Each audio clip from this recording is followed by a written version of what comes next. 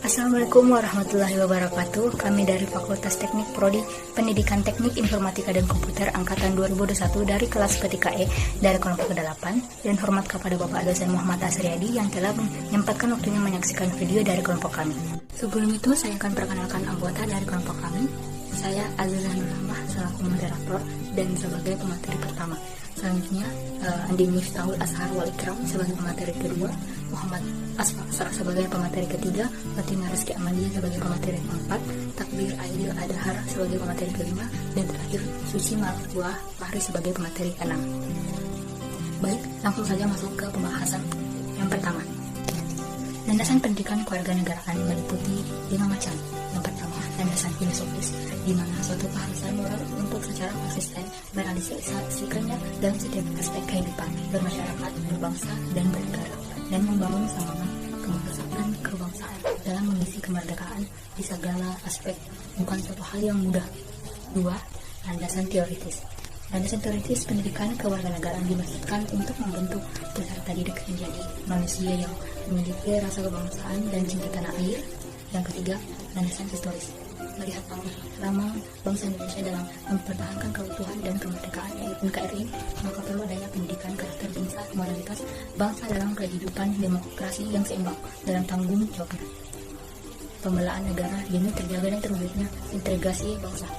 4. Landasan sosiologis mengandung norma dasar pendidikan yang bersumber dari norma kehidupan masyarakat yang dianut oleh suatu bangsa. Yang kelima, landasan yuridis yang menyangkut aturan perundang-undangan yang mendasari pelaksanaan pendidikan Pancasila. Pancasila secara yuridis konstitusional telah secara formal menjadi dasar negara sejak dituangkannya rumusan Pancasila dalam pembukaan Undang-Undang Dasar 1945. Baik, nama saya Muhammad Asfar. Saya akan menjelaskan tentang materi bab 2, yaitu identitas nasional. Identitas nasional dibentuk oleh dua kata dasar, ialah identitas dan nasional. Identitas berasal dari bahasa Inggris, yaitu identity, yang secara harfiah berarti jati diri, ciri-ciri, atau tanda-tanda yang melekat pada seseorang atau sesuatu sehingga mampu membedakan dengan yang lain.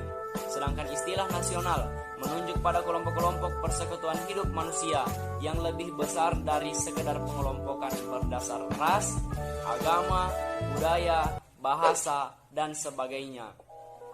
Kemudian, apa saja yang menjadi identitas dari negara kita? Bendera negara Indonesia, bahasa negara, dan lambang negara, serta lagu kebangsaan merupakan identitas nasional bagi negara bangsa Indonesia yang telah diatur lebih lanjut dalam Undang-Undang Republik Indonesia Nomor 24 Tahun 2009. Integrasi nasional merupakan proses mempersatukan bagian-bagian unsur atau elemen yang terpisah dari masyarakat menjadi kesatuan yang lebih bulat sehingga menjadi satu bangsa. Konsep integrasi nasional terbagi secara vertikal dan secara horizontal. Yang pertama, konsep integrasi nasional secara vertikal mencakup bagaimana mempersatukan rakyat dengan pemerintah yang hubungannya terintegral secara vertikal dan bagaimana menyatukan pemerintah pusat dan pemerintah daerah. Yang kedua, konsep integrasi nasional secara horizontal mencakup bagaimana menyatukan rakyat Indonesia yang tingkat kemajemukannya cukup tinggi. Judul materi yaitu Hukum dan Konstitusi 1. Hukum adalah peraturan berupa norma dan sanksi yang dibuat dengan tujuan mengatur tingkah laku manusia untuk menjaga ketertiban, keadilan, dan mencegah terjadinya kekacauan. Indonesia merupakan negara hukum sesuai dengan bunyi pasal 1 ayat 3 Undang-Undang 1945. Itu artinya setiap warga negara wajib untuk mematuhi hukum dan aturan yang berlaku di Indonesia. Konstitusi dalam bahasa Latin yaitu Constituante atau Undang-Undang Dasar atau disingkat UUD dalam negara adalah sebuah norma, sistem politik dan hukum bentukan pada pemerintahan negara, biasanya dikodifikasikan sebagai dokumen tertulis.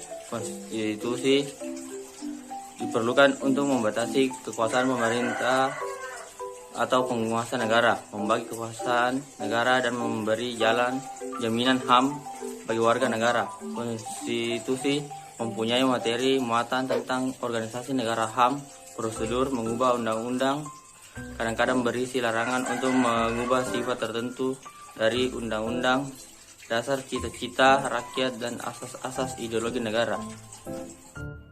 Hukum dan Konstitusi 2. Konstitusi bahasa Latin atau Undang-Undang Dasar atau disingkat UUD dalam negara adalah sebuah norma sistem politik dan hukum bentukan pada pemerintahan. Negara-negara biasanya dikodifikasikan sebagai dokumen. Konstitusi diperlukan untuk membatasi kekuasaan pemerintahan atau penguasa negara, membagi kekuasaan negara dan memberi jaminan hak asasi manusia bagi warga negara.